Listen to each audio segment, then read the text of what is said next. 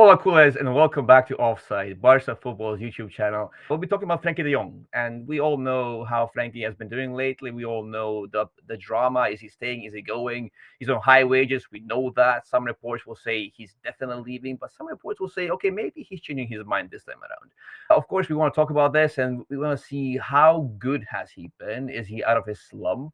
And if so, what can he actually bring to Flick, and what are his flaws, if there are any? And we know there are quite a few at the moment. Yeah, Frank has been an interesting one, and the fact that he was not available on the scene for a while. He had a long injury, and then even when he got better, Flick wasn't really picking him, and Casado and Bernal mostly dominated this season for Barca till now. But lately, he has been having a resurgence, and it is visible. It's not that Casado is ill; it's a technical decision for Flick not to play Casado and play Frankie, and he's been doing well in some critical games. So we thought that we would look into, as Dom said, what Frankie brings to the table, and also compare a little bit of Frankie and Casado to see who brings what, right? So without further ado, back to Dom. Take it away. Thank you, Dev. Yes, so what we'll do is, again, some board stuff, some in-game action, and then some data. And we'll start with the board and some screenshots and some videos to show you what exactly Frankie has been doing lately. So with that said, I will now transfer us to the whiteboard. Okay, so the first situation I want to point out, we have a little tactics board I made here by hand, so please don't mind the inaccuracy. So this is Barca in the final third, right? And Frankie is obviously this right dot right here, and we'll be focusing on him mostly right now. So what Frankie does really well, and I feel he will continue doing real well, is being a part of both phases in the final third, right? What I mean by this is Frankie is usually right there in front of the back line. So this will be the defenders, right? One, two, three, and then we usually have one defender moving up and creating this back front five or front six ahead of the ball. Now, what Frankie does really well, in my opinion, is he stays right in this area right here. So this will be the zone that Frankie primarily will occupy in the final third. And he's very good at connecting these two zones. So if you have two zones, if one of them is the behind the ball and one of them is in front of the ball, Frankie is really good at actually being the connector between those two structures, right? So he will be this dot right here, obviously. He'll be this dot, and he's very good at moving and being in the position that he needs to be in to receive the pass and move the ball forward and be what Barca need him to be in those situations. Now, I'm very careful when I say he can be Barca pivot because we all know that he has some difficulties in enacting that role perfectly. However, he is very good at being at the center of the play and being the fulcrum, that point around which everything revolves. By definition, that is a pivot. What he does really well is if he needs to be the player that connects the back line to the front line. He can receive the passes from these players right here. If Barca struggle with progression, Frank can be there to take the ball off the back line and progress it forward. On the other hand, if progression is not that big of an issue, but accessing these players in particular, so these number eights that are ahead of Frankie de Jong, who are often in congested areas and also in critical key areas, he can be the player that can either play the passes into them, link up with them in those areas, or be a player who can actually access the areas in behind the opposition line. And I would say he's one of the best passers at Barcelona presently. So when we look at it from that perspective, we can see that Frankie is very active in every phase of the attack. He can be the progression tool. He can be someone who connects with key areas and key targets in congested areas. I think Frankie has been making leaps forward. He's been being very influential in all phases of Barca's attack. This is actually a scenario from Barca's game against Benfica, and we can see Frenkie de Jong in this area right here, and I will show you how he combines with those key targets that I just talked about. So this right here down under Frankie is Pedri. And we want to see how will Frankie combine with Pedri and enable Pedri to be as effective as he can be in these advanced areas. So what Frankie will do is he will move out of this area. He will move forward and move into this little pocket right here. And from there, he can receive the ball from Pedri, will obviously turn and put the ball to Frankie's feet. And Frankie will combine with Pedri and release him further up the pitch into these little pockets in between the center backs or the defenders and in between the lines. And then Barca can attack in the space behind. So it's a very simple movement, but it includes moving out into the space that needs to be accessed and then quickly combining with key players to set them up for the rest of the attack. I think Frenkie does this really well, and he's one of those players who can recognize the space and have a presence from the deep. So he starts there, he finishes here, and he can combine in congested areas because we know that teams will do that against Barcelona. Now, in this instance, there's a couple of things I want to talk about. First of all, is Frankie's tendency to hold onto the ball for a very long period of time. We know this can be seen as a very negative thing because people want Barca to be passing quickly, to be passing the ball immediately upon reception, and be this very quick team in possession. Frankie's obviously right here. He receives the pass. He moves with the ball a bit forward. And what this does in this instance is it attracts the attention of these two players. So by holding onto the ball and being a player who doesn't pass immediately, it creates this effect of gravity, right? Players will try and collapse on top of him. And look what that does. It actually frees up Balde in this area, and now suddenly Balde has more space and time to receive the pass. And he does. Frankie passes the ball to him right there, and we move on to the next scene where we have Frankie actually running with the ball and Balde finding him in this area beyond the opposition's back line. And this is another trait that Frankie does. He is a box to box midfielder, right? So he can actually move from a deep area into a forward area in a single move. And finally, we do have Frankie in the box right here, and he passes the ball to Lewandowski. Barca don't score from this situation, mind you, but it still shows you that Frankie has this attacking instinct and can actually create something on his own and also be at the receiving end or the finishing end of that same action. And finally, Dev, I will show you another instance of his gravity being a good tool in possession. Now, here we see Frankie receiving in a very deep area, and if in this context he immediately passes the ball to the center back or to Balde, Atalanta here in this situation are ready to jump on. Right? What Frenkie does is he moves with the ball a bit forward, and you can see that in the next scene right here. And again, that forces Atalanta's two players to jump and collapse on top of him. But what that actually does is it creates space for Pedri and for Koundé on the other side, because now all of a sudden these two players are only covering Frenkie and not Pedri or Koundé, and we have a 2 versus 1 situation. And again, this helps Lamine be isolated on the wing. What Frenkie has done by holding onto the ball is he created space elsewhere. So this is another very good situation in which him holding onto the ball is a good tool to have for Barcelona. But this is one aspect of Frenkie that needs context for us to be able to say, okay, this is bad or this is good for him to do at Barcelona. I think you nailed it. Is he bad? No, he's not bad. He's great. And in certain other teams, he'll be amazing. The problem that Barca fans have with Frankie is because of the way Barca play and how they expect Frankie to fit in that mold.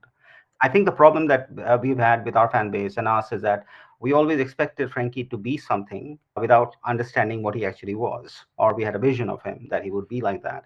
And so when that doesn't come through, we obviously get frustrated, and then that frustration comes out, and that's what we have seen. Also, truth be told, we saw a different kind of an adaptation for Frankie in Xavi's Barca. We saw he had to adapt again for Flick's Barca. So at every juncture, he has had to adapt. It has not been a very smooth transition for Frankie with any of the managers, I would say, except maybe Koeman. So it's always been there in the way Barca play and how he is. And I think that's been the fundamental mismatch from the beginning. There's no question he's a great player. And in the right team with the right coach, which is more suited to his style of playing, some of the pointers that you raised here, he would be actually amazing. And I think one of the reasons that you have never given up on him is that you fundamentally believe that there will be a day when he'll reach that team and he will be amazing. And we will be thinking that, oh, he used to play for us. But and it's true, it is highly possible and probable that that will happen. But I do understand that voice from our fan base, which says that how long, right? He may be successful somewhere else, but probably he's never going to be that person in Barca. So should we not cash out? Debatable question, debatable point, and we'll talk about it. But for now, I think he's enjoying a resurgence. I do think that he can be extremely beneficial for the team in this run up till the end. We don't know how our season will end. It can be trophyless, it can be with trophies. So we just don't know how it will end. But if Barca has to win something, I think they have more chances with Frankie in the team than outside the team. Yeah, absolutely, Dev, because even if you want Frenkie sold, if you want Frenkie out, would it not be better that he performs well now while he's still in the team? Because he will give something to you, even if it's just squad depth, even if it's not differential quality, he will give you something, and then you can sell him if it needs to happen. I think there is a twitch of truth in there. I think there is, absolutely there is, because he's never been trained to be this defensively aware player, or a player that will actually be proactive in his defending, similar to the Araujo issue we talked about, Dev. But what he can do is he can actually cover a lot of ground. He can be a good tackler, and he can use his long and powerful limbs to actually dominate most angles. So in this situation, when the opponent are actually on the counter attack, and Barca's this rest defense that Frenkie is part of is very slim. They have these four players that basically just clamped in one area, and you need someone to be able to cover this ground. I think Frenkie can be that someone to actually run up and down the pitch constantly for most of the game. He will do that. He will be the engine when others cannot beat that profile. So I think there is value in him, and there is a very good defender in him that we've not seen. And I keep saying that about Frenkie because I do fundamentally believe that, as you said, Dev, I do believe there's a player in there that can move mountains, right? I still believe there is a player somewhere in there. He's not been that player at all times at Barcelona, and that's a fair argument. And I understand everyone who says that, especially considering his high wages and so on. But I think there are things that Frenkie does that are really good. And before we close out this part, I will just show you a clip here that we see Frenkie actually being that pivot around which the play revolves. You can see him moving left and right and being the player at the center of Barca's play and slowly but surely pushing the team forward. Also, being the presence in the deep areas as well and being the progressor. And then on the flip side, being a player high up the pitch, again, see here, combined with Pedri. So he can be a player, an all-action player. He can influence every stage of Barca's attack, be it deep progression, be it final third actions, or being just the control and being the fulcrum of the team in possession. So I think this is his true value. He's an all-action player, and that is something actually that I believe can be very useful for any team, not just Barca. I agree. Those clips and also the analysis, more or less, if you look at the pointers that you picked up, those are all true and they are relevant when we have to think about Frankie de Jong if we are being fair and want to give a fair argument. So I agree with you on that. Hopefully, this run of form that he is in continues. Hopefully, Flick wins some sort of a confidence in him to give him an extended run of games. We don't know whether that will happen or not. That does raise questions with what happens to the likes of Bernal and Casado, because they're also coming up very strong from the youth ranks and they'll want to play. So there are questions there, but I still think Casado has ways to go. He's amazing, but I think Casado still has ways to go. And I think Frenkie does have that experience that can come in handy for sure. It will, however, depend on whether he's happy with his contract. There are questions, there are already noises about that he's not going to cut down on his salary. He's going to, all of that, the drama has already started. We're not transfer specialists in that manner, so we won't be able to say. But for now, for this season, at this time, it would be good for Frenkie to get his form back so that he can play and hopefully help Barca win some trophies. And what we did is that I looked at it from three angles. One, Frenkie's evolution in Barca over the last 3 years. Frenkie compared to some of the midfielders who are of his type, right? And then we looked into some of the comparisons with Casado, because when he's playing, Casado is not playing, right? So that's how we've looked into some of the data, and then we'll get Dom to comment on them as well. But here is how Frenkie has evolved over the last 3 seasons in Barca. I've not taken this year's data because he's not really played that much this year. But if you look into it, you can see the evolution that has happened from the player who came in, from his positional play, from his progressiveness, from his passing ability. Every part of his game has actually improved in Barca. And he has made that effort. So obviously the player has made that effort, and you can see that. Now, is it enough? Yeah, I like the evolution, and it's good to see that Frenkie has been evolved as a player, and he has, because not only as a player, but also he's played under different systems at Barcelona, right? That meaning that in different systems, his role was somewhat different. Sometimes he's more of a box-to-box player, sometimes he's more of a controller, and he can do all those things. That's the biggest thing about Frenkie. He can do a lot of things really well, but there are some things that he can't do, and we've been expecting him to do those things at an elite level. Absolutely. Okay, so let's look into how Frenkie maps up with some others, some very illustrious names on this chart. I've mapped him across Valverde, Kovacic, Vitinha, and Alex Garcia. If you look into forward passes and progressive passes and duels and carrying, Frenkie is head and shoulders above all of them. It's nice to see that Frenkie is actually performing so well in comparison with some of these players, because these are good players, right? They're all players that have certain value across Europe and are valued as one of the best in Europe as well. And I think Kovacic, especially, we've seen Pep recently use Kovacic's progressive runs to actually unlock blocks, because when he runs down the middle and no one can stop him, he opens up space elsewhere because of that gravity that we talked about. Frenkie has the same thing. He has the gravity to attract markers who collapse on top of him, which opens up space for the forwards. If you go into the fan base and tell them, they'll possibly say that these players are much better than him. Maybe it's the eye test, but from a data perspective, it's surprising that he is actually better than a lot of these players. He's been one of the players that offers something unique at Barca, but people will fixate on the negative side more than the positive side because of the drama that has been going on with him. And that's how narratives are often formed. Okay, now let's look into the one thing that we wanted to talk about, Casado versus Frankie. I think is Frankie and Luis Casado. Obviously, you can see Casado's immense impact in defensive action. He's an industrious player. He's always running around. He will leave everything on the pitch and come back. Now, which we don't get with Frankie, especially when we are in defensive chaos. And for a team like Barca, who plays a high line, who's often caught under transition, that bit that Casado does endear him a lot to the fans, one, and also is effective and beneficial for the team. But you can clearly see that Frankie's ahead. And for attack-minded, progressive, a game that Barca want to play, there are many advantages that a player like him can bring to the table if the coach can get the best out of him. You can see that in numbers clearly.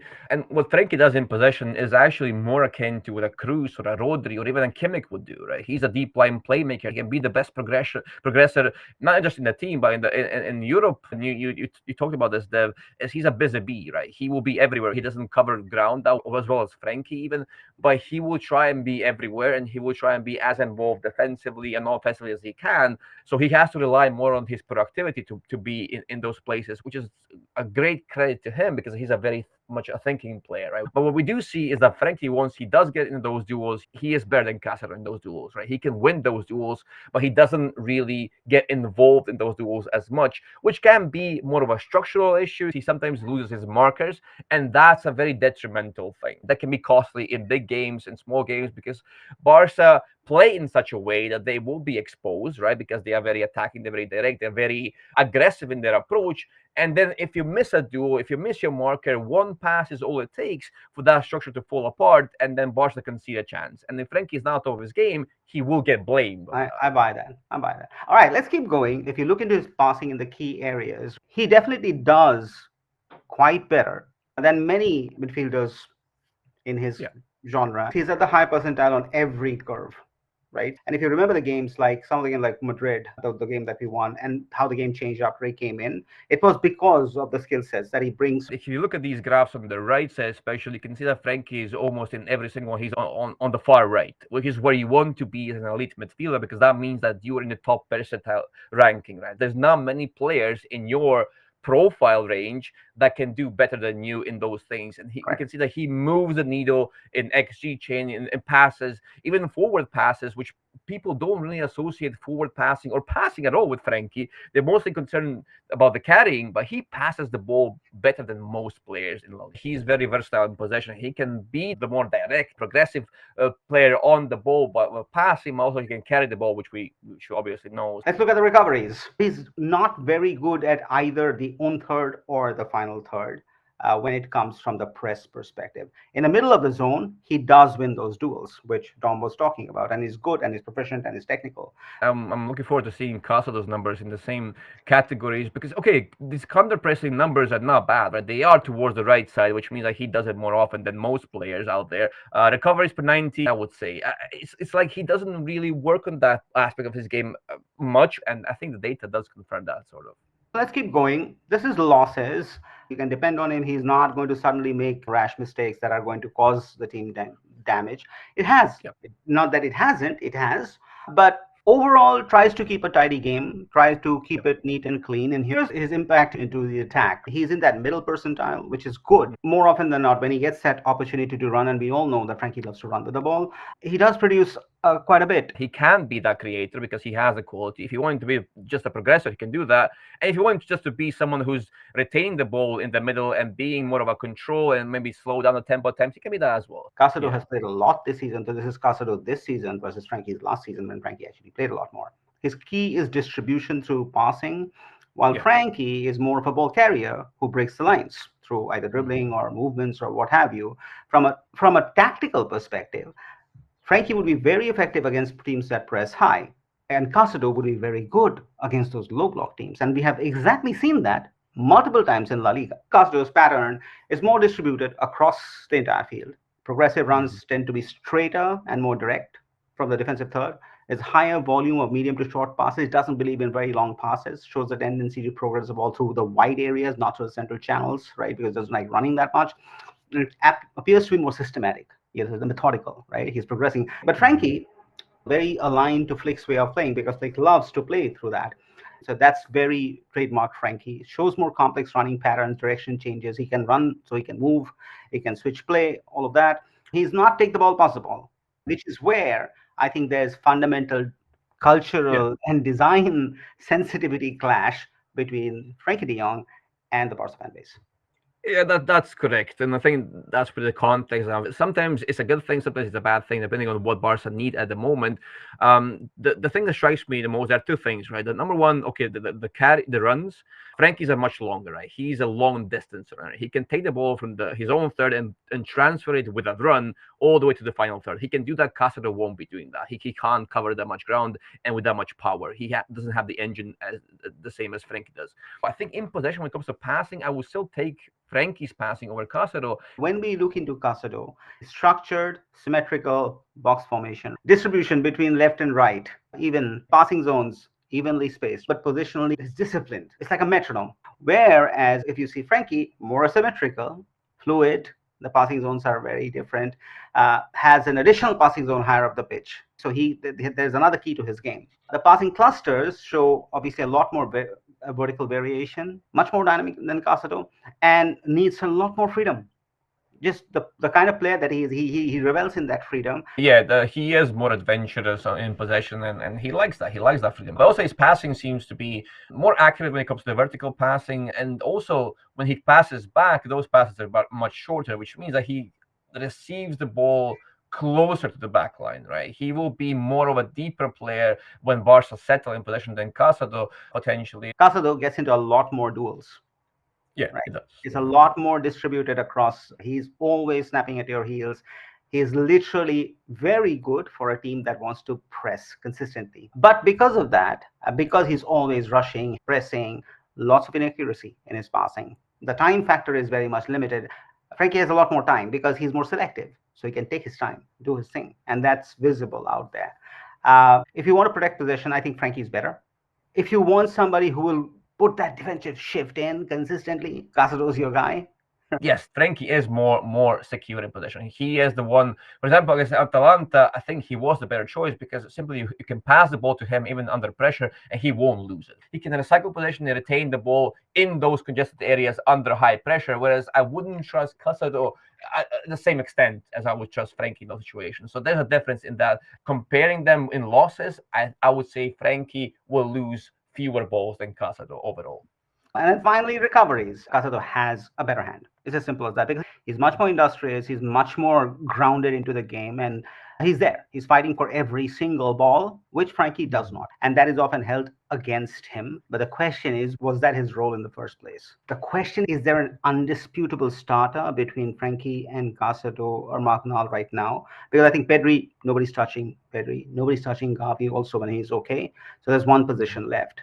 I think this is closely connected to the losses, right? If you lose the ball more, you're forced into recoveries and into defensive duels a lot more. So if Frenkie loses fewer balls, that means Barca have to defend less, right? Because if you lose the ball, you immediately have to jump into the defensive actions. So I think that's the connection between these two graphs, but also what you said. I think Casado is a lot busier. He is someone who's a bit more aggressive in his off the ball movement, and he will willingly and by design engage in more duels than Frenkie does. Now, is he better at winning those duels? I don't think he is. I don't think he has an edge in that, but he will be more present in defensive duties than Frenkie, and that is his edge, I think. Now, what you need more of is up to Flick. He will have to pick his poison because a lot of the times, as you point out, Dev, either one plays or the other. They don't play together, so they have to enact the same role more or less. They will have to be not the same player, but they will be in mostly the same areas and possessions because they are replacing each other in the system, right? And in that way, you pick what you think is more valuable, right? And it comes down to that. But I think in possession, Frenkie is a lot better. He's also a lot better in ground coverage and dueling. But Casado is more present off the ball. He is someone who is a lot more busier and a lot more proactive, I would say. Of course, we can go on for 5 more hours, and the topic of Yeah. Frankie de Jong will never be old for Barca fans. I would say that at the moment for this season, Frankie recovering his form is a good news for Barcelona. I think it will help the team in their glory for silverware, which I think we're all wanting. So hopefully it will come through. Whether he stays or not, I think there are more murmurs of him staying than going. That's just what Flick has done. People are enjoying watching Barca play. So that will obviously condition a lot of decisions in the summer from players. We'll see whether he stays, he goes, and we'll revisit this topic later in the year or after the season ends. But with that, stay safe, take care. Thanks for watching. Give us a share, subscribe, send us a love our way, and Viscal Barca.